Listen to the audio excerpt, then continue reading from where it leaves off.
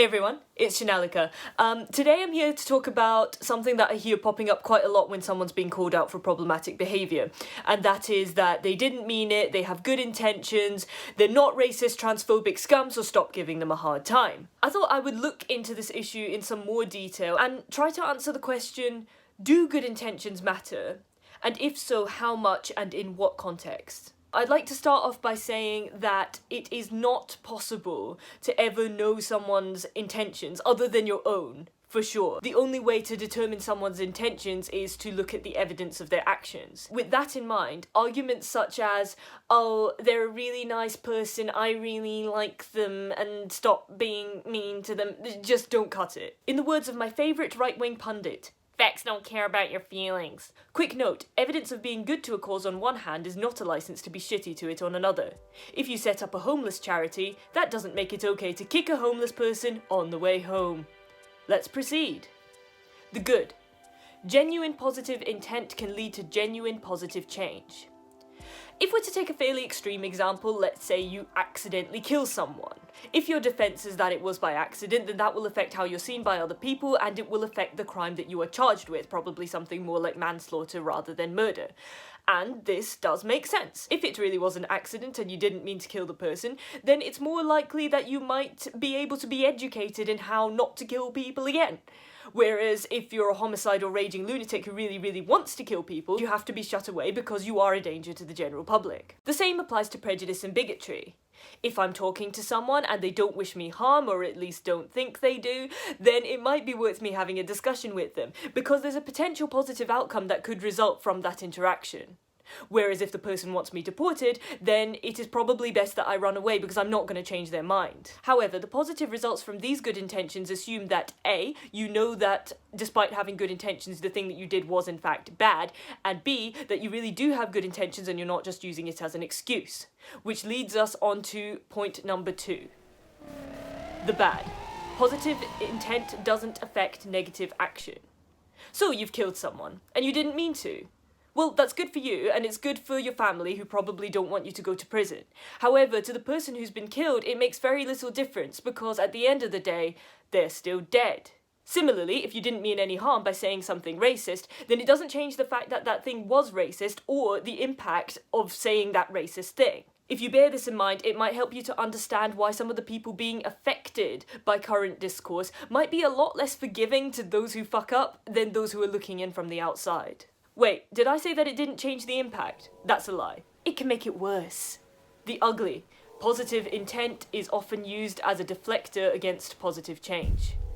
Back to our manslaughter scenario. Let's talk about the reaction of the people around you. Let's say that instead of being like, oh no, you've accidentally killed someone, that's terrible, you need to make sure you never do that again. They're like, oh, bless you, you poor little lamb, you really didn't mean to do it, but we know you didn't mean to do it, we're on your side, don't listen to all those people giving you a hard time, then you might start to feel like you haven't done anything wrong at all. You might not bother to change the circumstances that led to you committing that crime in the first place. You might accidentally do it again. So why do we use good intentions as an excuse? You would think that if someone really had good intentions, then when they made a mistake, they would automatically seek to rectify it and not do it again in future. Isn't that what good intentions are? To explore this phenomenon, I'd like to tell you the story of me, my friend, and the man in the pub who wasn't racist. So basically, me and my friend, James, we were going to the pub. We got to the bar, there was a man sitting there. He was alone, nursing a drink. It looked as if he'd been there all day and was probably just looking for people to talk to. He engaged James in conversation, and I was kind of picking up vibes that James wasn't having a great time, so I was trying to pay for the drinks as quickly as possible. Now, James's head was blocking me from view of this man, but at some point they moved back, and he got a clear shot of me and my very not white face. He looked at me and said, "Where are you from then?" And I said, "Scotland." And he went, "Scotland? Oh, it's funny, you know, because you look..." And I probably shouldn't have glared at him because it was a drunk guy in a pub and that's just never a good idea, but I'm not very good at hiding my emotions, so I went... And he went, "Oh, "Oh, you think I'm racist?" And I was like, "No, no, no, no, no." And he was like, "Yeah, you do. I can see from your expression." And I'm like, "No, no, no, no, no." And for the next half hour or so, he chased us around the pub, insisting that he wasn't racist, and seemed to really want us to tell him that he wasn't racist. Now, in response to him saying, "I'm not racist," I could have said, "Well, actually, you probably are racist, in the sense that literally all of us are, because we live in a society where racism is very deeply ingrained. And what matters isn't that you have those prejudices and behaviours, but that you notice them and you change them when they occur." But this was a drunk guy in a pub, and also I am not that articulate in real life. So instead I just said, "Oh, you're not racist, you're not racist, you're not racist," and then eventually he left us alone. Good intentions don't need to be stated, they don't need to be reinforced, they don't need to be used as a shield when you're under attack. They speak for themselves. If someone needs to repeatedly tell you that they're not prejudiced and they have good intentions, then the unfortunate truth is that they probably just want you to get off their back so that they can continue living in that prejudiced way with a completely clear conscience.